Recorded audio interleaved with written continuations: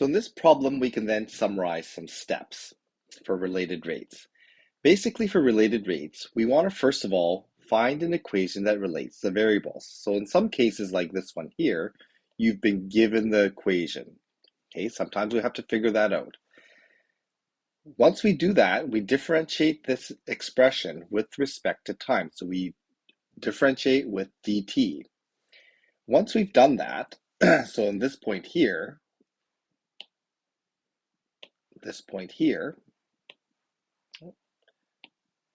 we now have an expression. We just plug in the parts that we know and solve for the unknown part. Okay, so basically all these related rate problems essentially follow these kind of steps. So this next problem here is a car problem where we're moving vertically along the axis. So we have a car A, it's moving down along the y-axis at a rate of 40 meters per second. Oh, sorry, at rate of negative 5 meters per second because it's down. And the position that it occupies is at 40 meters at present. Another car is moving to the left. Okay, it's moving to left at negative 10 meters per second. It's negative because it's left. And the position on the x-axis is at 50 meters.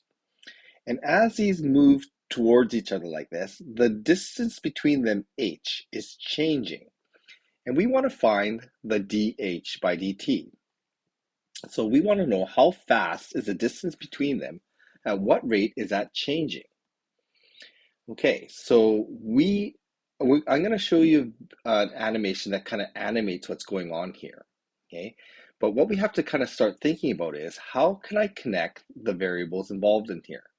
Okay, there's a y coordinate involved, there's an x coordinate involved, and there's a h involved. It looks like a hypotenuse. So bearing that in mind, we have to think about that when we come up with the equation. I'm going to show you the animation first though.